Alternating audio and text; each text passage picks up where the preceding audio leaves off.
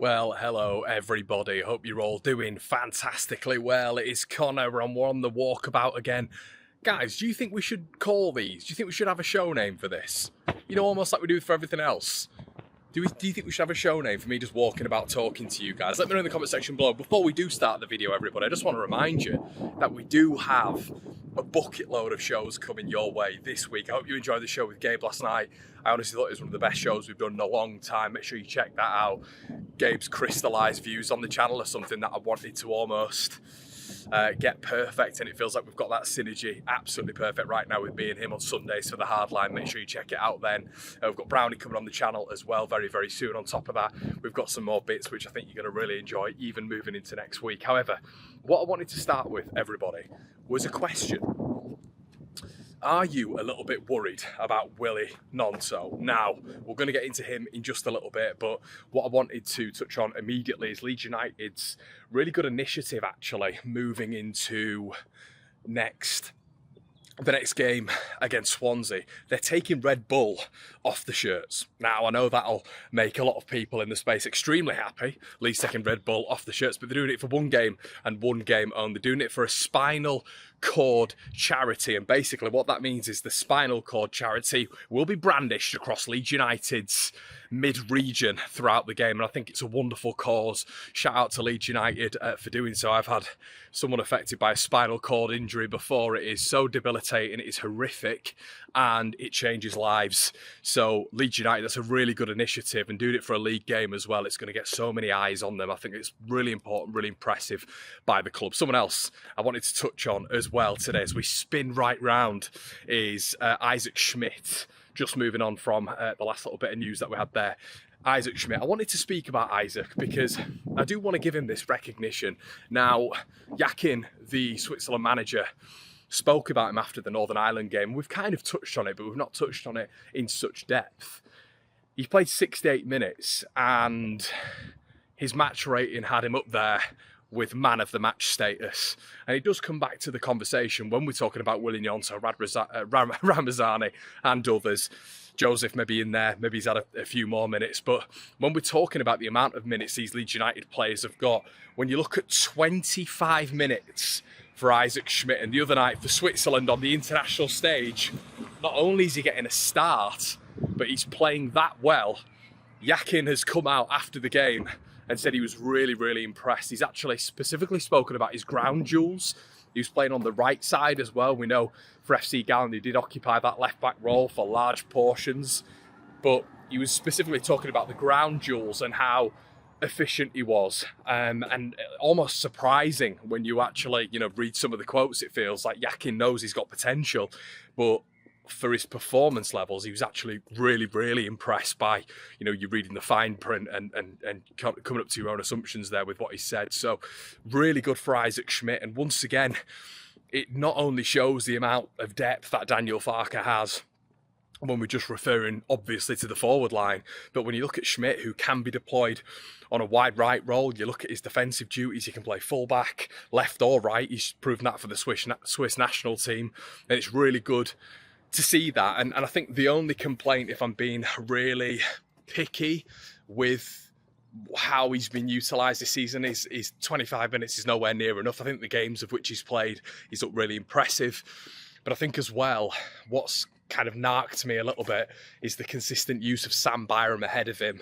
We have a long-term player there in Isaac Schmidt, who I believe if someone like Jayden Bogle was to move on, even if you saw Junior Firpo to move on, I think Leeds United have a really good replacement there in Isaac Schmidt. Leeds might not have to do that much in the left-back department if we were to stay in the Championship, worst case scenario.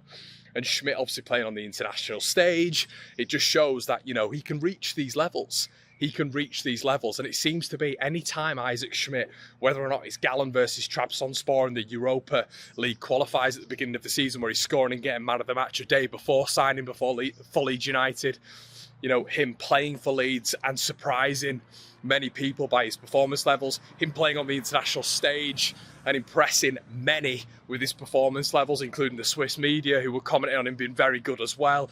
It just feels sort of anything that's put in front of him, he seems to be performing. And I mentioned this the other day when it came to rustiness. you know, for Willy Gnonto to come in with being not frozen out as such, but been on the bench, and Brendan Aaronson being the main guy, and him not really coming in wide right or even wide left at all this season, really, and him coming off the bench cold and for 45 minutes doing what he did against QPR for Isaac Schmidt, to have had the performance levels he has had, even in those 25 minutes for Leeds United, more than, well, not as recently as we'd have all liked in the league. It just shows that when these players are coming in cold, they're able to adapt, and that is absolutely critical in being a really decent player at this level. You know, coming in cold and being able to have those really impressive performance levels. I think Ramazani is another one of those as well. So it's not only going out and recruiting good players, but good players who can step up to the mark when needed. Something else I wanted to talk about as well was the injury of Willy Gnonto, and something that is playing on a lot of Leeds United fans' minds right now as well when it comes to it. If we've been brutally honest, I think we're all a little bit nervous, and just to provide a little bit more doom and gloom for it, everybody, Willy Gnonto has sustained 2 ankle injuries previously. One prior to the Arsenal game in the Premier League, which kept him out, I believe, for it was like 5 or 6 games after that. And last season, another ankle injury, which kept him out for 4 games with the Whites. So I think that's probably the worry I have for this right now. It is reported to be an ankle injury. And if this was just an isolated injury, let's turn around so the sun's doing us a favour. If it was just an isolated ankle injury, I'd probably think to myself, do you know what? Not too bad. First time he's had this, but it feels like right now with Willy Gnonto, this is a continuous thing, a continuous theme when it comes to injuries, which basically means that there's been an accumulation of problems when it comes to the Italian's ankle. So coming back to test, and they've sent him back as well. The Italians have sent him back, which for me does amp up the severity a little bit. If it was a little bit of a knock, they'd have just kept him out. He'd have probably been with the team, and then they'd have sent him back. Or, you know, some other people might have suggested that, you know, what's the point in him being there if he's not going to play? But he might have had 20, 25 minutes if it was just a tap on the old ankle. So slightly frustrating from all of our perspectives, I'm sure. It feels like it's going to be touch and go with Willy Gnonto. It's going to be, I don't know, it's going to be a tough one now, because it feels like we are going to go back. And you're hoping that with Brendan, he's had this time off and he's going to be able to just fit in that number 10. But I'd still be looking to explore another option. I would. And I know you guys are going to think that's controversial. If Gnonto isn't available, I'd still be looking to utilise the main Belgian off the bench, the magic man who we bought for nearly 12 million euros in the summer, who scored against Real Madrid last season and is struggling to get a championship game. I cannot stop beating this drum. The other number 10 in Manor Solomon, not number 10, but left winger, who I believe could play in the number 10, and then he could facilitate Ramazani wide left. And you just know against Swansea, there's going to be some sort of magic coming from Ramazani's boots. I just kind of do want to get out of this notion, I'll be honest with you guys, of having Brendan Aaronson in the number 10. I think it's going to hurt Leeds more than it's going to help Leeds. I completely understand the effort, the endeavour. I completely get that. I completely get how he's been decent this season, but he's not been good enough recently. And I don't think he's been good enough across the season. So for me, whatever happens, I'd like to see something a little bit different. I think a tried and tested Ramazani in the number 10 we've had.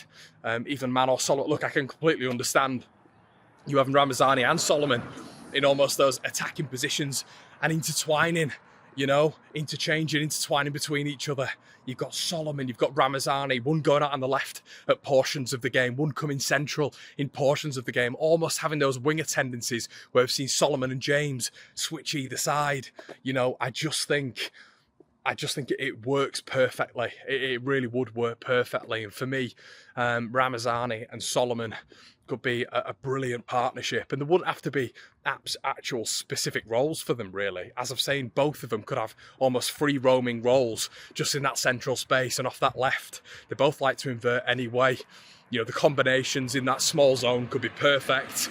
Yeah, for me, it just makes a lot of sense. I just don't want, I'll be honest with you guys, and I hope he does well again. I hope he scores goals, but it doesn't vindicate for me the amount of poor performances he's had in 2025. Even if Willy Gnonto is out, I'd like to see something new in that number 10. And we've got the options to do that. Guys, let me know what you think in the comment section below. Would you go with many alternatives for this? Does Isaac Schmidt deserve more minutes? And of course, make sure you like, comment, subscribe. Check out Football Prizes as well, everybody. They have got a 39p entry in their competition, which runs until the end of the season. There is a ridiculous amount of things to be won. Make sure you check it all out, everybody. Like, comment, and subscribe. Make sure you are subscribed as well with the notification bell switched on, and then you get notified for every single time we upload. There's people who say to me, Conor, we've not seen this upload. We've not seen this upload. You have to switch that notification bell on. If you want to head on over to the Patreon, we have exclusive Patreon bits, including Leeds Live Lounge. Of course, we're going to have Generation Leeds over there as well. We've got a few bloopers from behind the scenes of us doing a few of the different shoots as well over the last 2 or 3 weeks. Guys, make sure you like, comment, and subscribe as always. We'll see you in a bit. Cheers.